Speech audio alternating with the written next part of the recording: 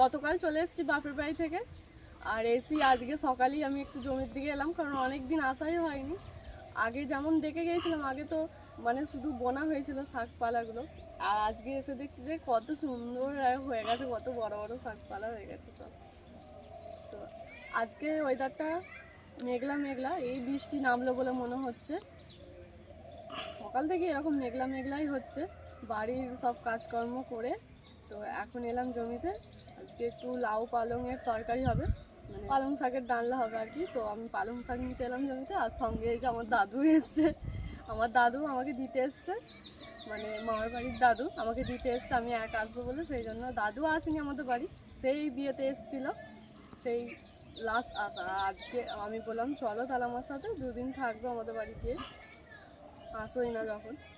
তো এসছে, আর সঙ্গে দাদুকেও নিয়ে এসছি জমিতে দেখানোর জন্য। ফুলগুলো ভাজা করবো, এখান থেকে নেবো।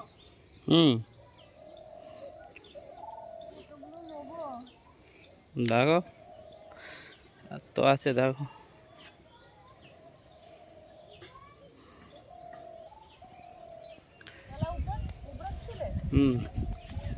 বড়বেলায় তো নিয়ে গেলাম।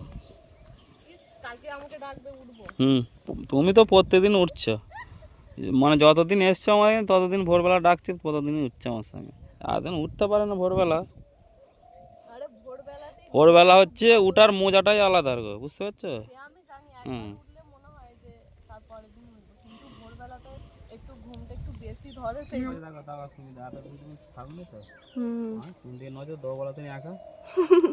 দেখো যত এই লাউ গাছটা ওই গাছের ওপর উঠে আর পেঁপে মানে বাজারে অডেল পেঁপে, আর দেখো পেঁপে গুলো কত বড় বড় হয়ে গেছে।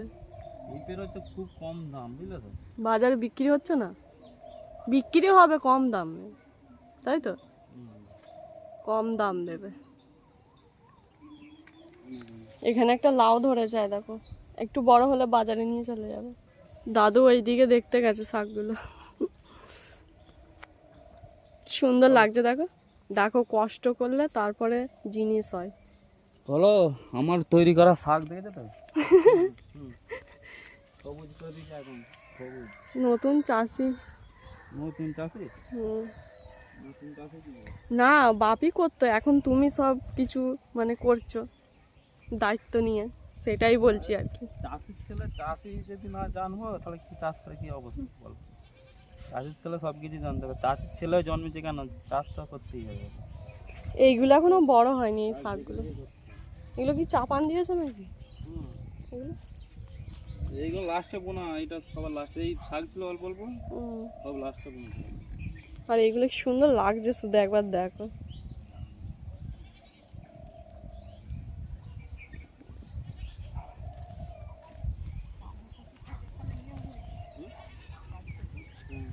কোথায় গেছিলে ঠাকুমা? ছাগল দিতে? ডিমের শাক কয় হয় তো এই সময় দেখা যায়। ছোট ছোট। খুঁজে খুঁজে দেখো পাও নাকি।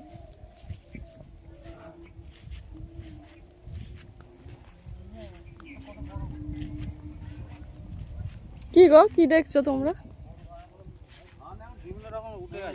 হ্যাঁ, মানে ধান দেখছে দাদু, ধান বুঝতে পারছে না, ধান হচ্ছে বিভিন্ন রকমের উঠে যায়। আমার ঠিক এই ধানটা নতুন দিয়েছে বছর, আমার ঠিক জানি না ধানটার কি নাম। এখন নতুন এই গাছ ছোট, কিন্তু ধানটা প্রচুর ধান হয়েছে, এত পরিমাণে ধান হয়েছে মানে পাতা দেখা যায় না, এত ধান হয়েছে। দেখো প্রচুর ধান হয়েছে। চলো, আর এইখানটা দেখো, এইখানটা ধনে দিয়ে দিয়েছে, দেখেছো? ফুটেছে তো গাছগুলো এই সব। পুকুরে পুকুরে মার কি করে দেখো না, না না ধনে দেয়, খাওয়া হবে বিক্রি হবে, এখন গোটা শীতকালটা আমাদের চলে যাবে। শাকগুলো নিয়ে এবার জলেতে ধুয়ে নিয়েছি, ওষুধ দিয়েছিল তো, সেই জন্য আবার একবার ধুয়ে নিলাম। ঠিক আছে, আবার যে কলের জলে একটু ধুয়ে নেবে। চলো,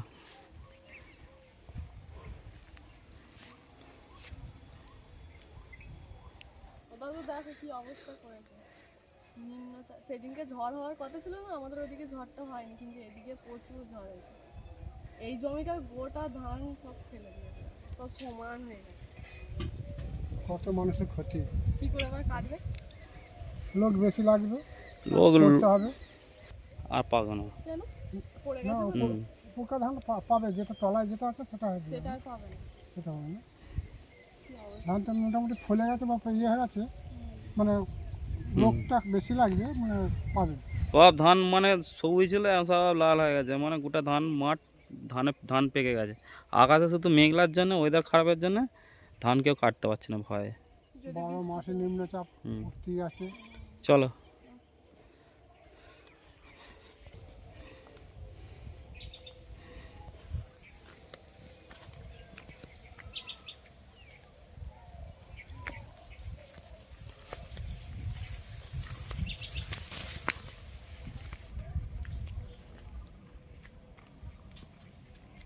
ভাত হয়ে গেছে, ভাতটা বসিয়ে গেছিলাম আর দেখছি মা ফ্যান ফ্যান ধরিয়ে দিয়েছি।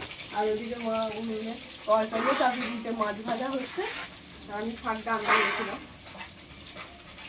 সব তোড়জোড় করে এখন রান্না চলছে, দুজন মিলে এখন রান্না বান্না করছি। আমাদের বাড়িতে সর্দি এসছে, আমরাও কালকে এসেছি বাপের বাড়ি থেকে, তো এসে দেখছি দিদিও এসছে, ভালোই হলো। সর্দি, শিবম শিবম হচ্ছে পড়তে গেছে, মানে জামাইবাবু এসে নিয়ে গেছে, আবার আসবে শিবম আর জামাইবাবু, তো এখানেই খাওয়া দাওয়া করবে। আজ তাহলে আমাদের আর রান্না তাহলে কি কি হচ্ছে? লাউ পালং, আর মাছের ঝাল, পটল ভাজা, আলু ভাজা, ডাল। ব্যাস ব্যাস এতেই হয়ে যাবে, আবার কি?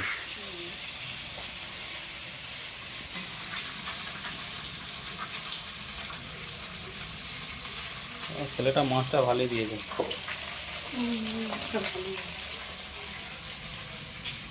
নিয়ে এসছো? যে গাড়িগুলো এনেছে তার জন্য প্রবলেম চলে আসতে পারে। এতেই হবে গো, ছোট ছোট বেশ ভালোই হবে।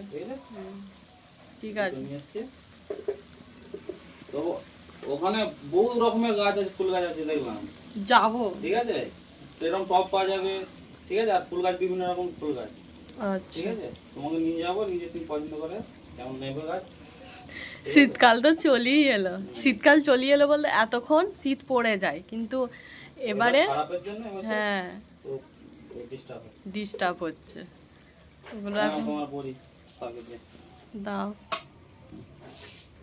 আমিও রান্না, আমারও রান্না এই মোটামুটি এখন হচ্ছে। মাটি এনে ওরকম বসতে দিই। এটা কি তোমাকে বল? একটু রং ধরবে। হ্যাঁ না, ফেলা ঠিক তো, কালো রঙ তো। হ্যাঁ রাখো, পরে দেখছি। তুমি যে ফুল গাছগুলো এনেছিলে কাল আমাকে বলছিলে, ঠিক আছে, এই যে দেখো মাটি টব নিয়ে এসেছি, মাটিকে ঘুরে নিয়েছে।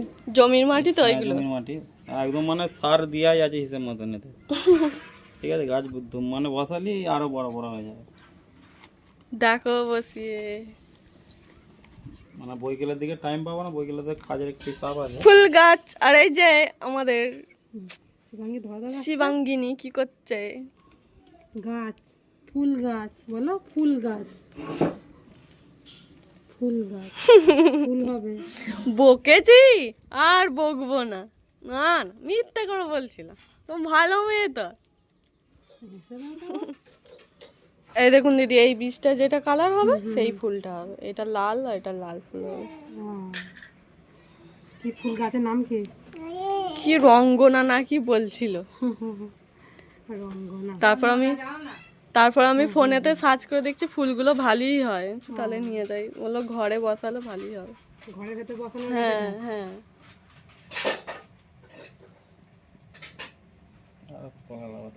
মাটি মাটি একটু কমা। কমিয়ে দাও। বলো হ্যালো, হ্যালো বন্ধুরা। টাটা করে দাও তো, টাটা, টাটা করে দাও তো। ঘুম থেকে উঠেছে এই মাত্র। এখন মনটা ভালো না, ঠিক হোক তাও কথা বলবো। না এবার দেখো হয় নাকি।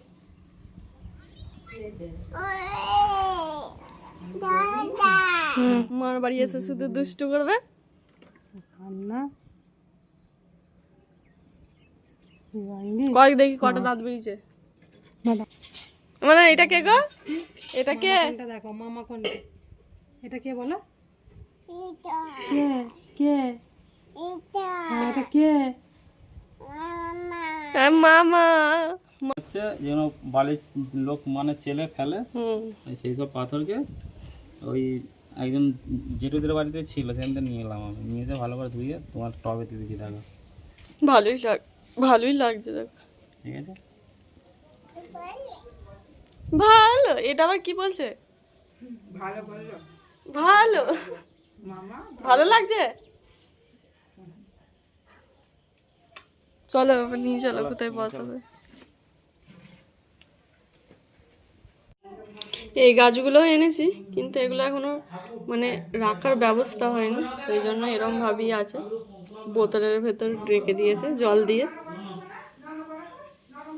তারপরে রাখার জায়গা আনলে তখন রাখবো ভালো করে। ও ও আস্তে, ওরে বাবরে পড়ে গেল রে। যা বসো বসো বসো। হুম কয় আমাকে দাও, আমাকে দাও। ও আমাকে দাও, নাও নাও নাও। এ রেডি রেডি রেডি। এই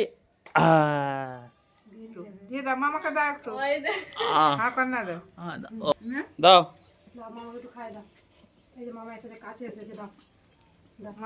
হ্যাঁ হ্যাঁ দাও। কই কি খাচ্ছ? আলু ভাজা, আলু ভাজা। আচ্ছা আচ্ছা।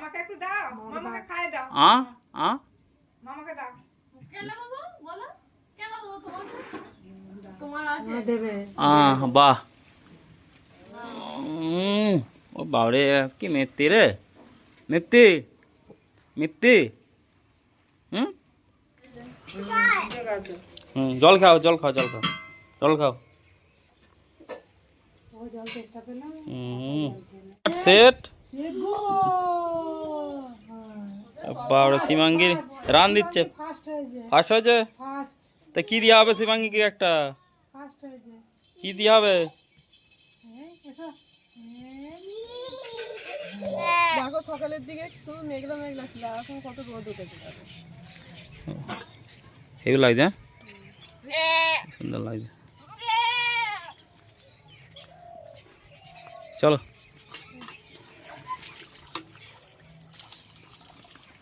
বাপি আগে আগে চলে এসছে, উবড়ে রেখে দিয়েছে।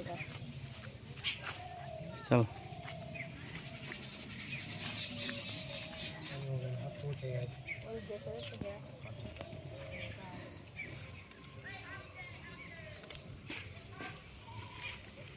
দাম কম জায়গায় 30 টাকা তো হবে, করতে যাবে নষ্ট করে কি হবে? এই তো পড়ে আছে, পচে তো গেছে, তো কি হবে? জল এতে জল বসাটা হয়ে গেছে, পিট পিট করে জলটা হলো না, জোরে জলটা হয়ে গেলে ঝাল মিটে যেতে, মূলটা একবারে নষ্ট হয়ে গেল। যেগুলো যেগুলো ভালো আছে কি হলো?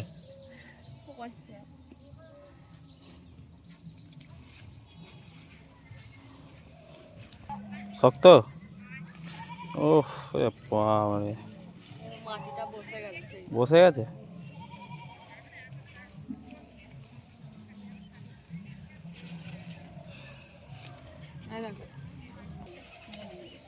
তোমার তাহলে মূলো শাক, শাকপালা উবড়াও, তাহলে আমি দাদুকে নিয়ে একটু বুদ্ধ মন্দির থেকে ঘুরে নিয়ে আসি। 5টা বাজলে বন্ধ করে দেয়, হ্যাঁ তাড়াতাড়ি যাও। সুমিতা আর মা বাবা কোনো তো শাক মানে মূলো শাক তুলছে, কাল বাজারে নিয়ে যাব। আমি আর দাদু, দাদু আমাদের বাড়ি কাল এসছে, দাদু বলছে তোমাদের গ্রামটা একটু ঘুরে দেখবো। আজকে হচ্ছে দাদুকে আমি বুদ্ধ মন্দিরটা দেখতে নিয়ে যাচ্ছি, চলো যা যাক। বুদ্ধ মন্দিরটা আমাদের কেমন লাগছে? ভালোই লাগছে। চলো ভেতরটা ঢুকে চলো, দেখবে চলো কত সুন্দর লাগবে দেখতে। মন্দির বলে কথা, এটা বহুত দিনের মন্দির এইটা, বলে যে আমার মনে হচ্ছে পুরনো মন্দির। হ্যাঁ হ্যাঁ হ্যাঁ, মন্দির মানে ভালোই লাগলো দাদুর, বলো বুদ্ধ মন্দিরটা তোমাদের অনেক খুবই ভালো লাগলো, দাদুর খুবই ভালো লেগেছে। দাদু বলছে চলো একটু নদীর দিকে চলো, নদীটা দেখবো, চলো তাহলে যাওয়া যাক।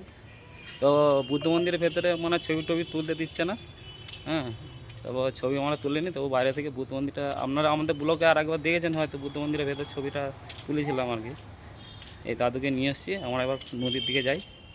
খুব ভালো লাগলো। হুম, লেগেছে বা তার সঙ্গে পাশে দামোদর নদী, সেটাও এই যে নদী দেখতে গেলে এইটা হচ্ছে আমাদের নদী, দেখতে পেয়েছো দাদু?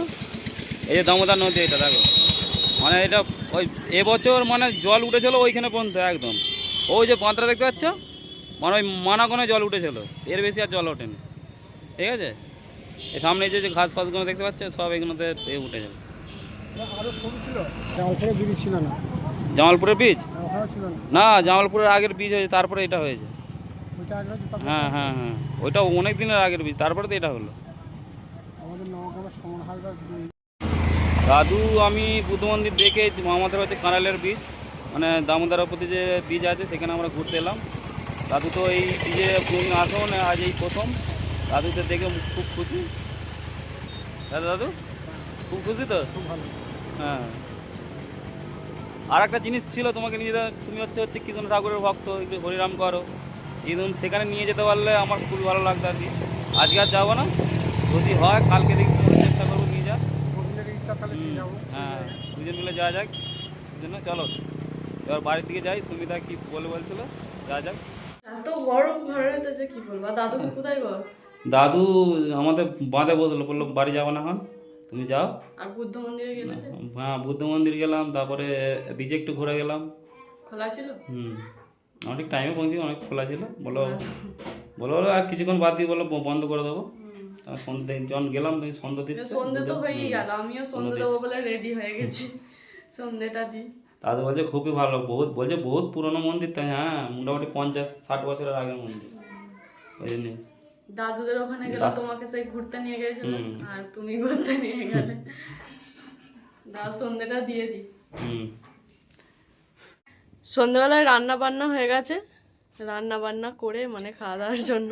ভাত ওবেলা ছিল না, একবেলার মতো রান্না হয়েছিল, আবার এই রাতের বেলা রান্না হলো। তো বেশি কিছু হয়নি, আলু ভাতে দিয়েছিলাম, ডাল, আর ওই যে মাছের তরকারি ছিল বেলার, তো আমাদের হয়ে যাবে। আর আজকে দাদু ভাত খাবে না রাতের বেলা, মুড়ি খাবেন, আর বাপিও মুড়ি খেয়ে নেবে। কালকে ভাত খেয়েছিল সবাই মিলে, সেই জন্য আজকে ওরা দুজনে আর ভাত খাবে না। তো দাদু আর বাপি হচ্ছে মুড়ি খেয়ে নেবে, ওদের জন্য এনেছে বেগুনি আর ফুরুলি, তাই তো এনেছে। বেগুনি আর পড়লে ঠান্ডা হয়ে গেল, সন্ধ্যেবেলা এনেছে, কি করবো বলো, রাতের বেলা খাবে ওই। আর সঙ্গে একটু আলু ভেজেছি মুড়ি খাওয়ার জন্য। এই হলো, আর এই যে একটু বসলাম, আর ওদিকে ওপরে দিদি সবাই, মা বাপি সবাই ওপরে আছে। আর দাদু আমাদের রাস্তা দিয়ে একটু বেড়াতে গেছে, এত ঘুরেও মানে বাড়িতে থাকে না, তো সেই জন্য থাকতে ইচ্ছা করছে না, ভালো লাগছে না। আর টিভিও দেখে না। একটু মানে দাদু একটু সন্ধ্যেবেলা একটু হরিনামের একটু মানে ভক্ত আর কি। হরিনাম করতে চলে যায়, হরিনামের মানে ওখানে যেমন থাকতো, মা বাড়ি যেমন থাকতো আর কি, ও সন্ধ্যা হলেই একটু মানে কীর্তন গাইতে যেত, একটু কৃষ্ণ ঠাকুরের ভক্ত। আর এখানে তো আমাদের এখানে এসে ওইসব মানে কৃষ্ণ ঠাকুরের মানে কোনো জায়গায় মন্দিরও নেই আর কোনো চর্চাও নেই, হরিনাম হয় না। আর ওই জন্যই মানে দাদু বলছে ভালো লাগছে না সন্ধ্যাবেলাটা চুপচাপ বসে থাকতে। বসেছিল, গল্প বসেছিল, ওই এসে আর রাস্তার দিকে একটু হাঁটাচলা করছে। আমাকে বলছে থাক, গ্যাসে যখন থাক। আর এখন বাজে প্রায় 8টা, অতটা রাত হয়নি, গ্যাসে থাক। খাওয়া দাওয়া হয়ে গেছে, আর সবাই শুয়ে পড়েছে। ওইদিকে চর্দি মেয়েটা ছেলেটা সব শুয়ে পড়েছে। আমি মা এখন শোয়নি, টিভি দেখছে। দাদু বসে আছে, টিভি দেখছে একটু। বলছে মানে ওনারা তাড়াতাড়ি শুয়ে পড়লে আর রাতের বেলা ঘুম হয় না, রাতে ঘুম একবার ভেঙে গেলে আর হয়। আর আমরা তো আজকে মানে আমি তো আজকে সারাদিন একটু রেস্ট পাইনি, কাজ করতে আর করতে সেই বেলা চলে গেল, সেই জন্য একটু শুতেও পাইনি। আমার একটু ঘুমই পাচ্ছিল, সেই জন্য আমি চলে। আর দেখছি পায়েও যন্ত্রণা হচ্ছে, সেই জন্য বসে আছি। তো আপনাদের মধ্যে একজন কমেন্ট করে বলেছিলেন যে জল ঢালা ভাত খেলে পায়ে যন্ত্রণা, ওটাই ঠিকই বলেছেন। আমি এটা বুঝতে পারছি, কারণ আগের মতো না, এই জল ঢালা ভাত খেয়ে দেখছি পায়ে যন্ত্রণা হচ্ছে। ঠান্ডা পড়ে গেছে, এই কদিন খাইনি, একটু কমেছে, কিন্তু আগে ওরকম প্রচুর হতো। আমরা তো দাদাভাই বকে জল ঢেলে ভাত খেলে, কিন্তু আমি পারি না। কি করে ওই জল ঢেলে আমার সেই তরকারি ফরকারি নিয়ে খাওয়া হয় না, সেই জন্য একটা জল ঢেলে দিই, দিয়ে ভাত দিয়ে খেয়ে। তো করছি। সকলে ভালো থাকবেন, আবার একটা নতুন ভিডিওতে সবার সাথে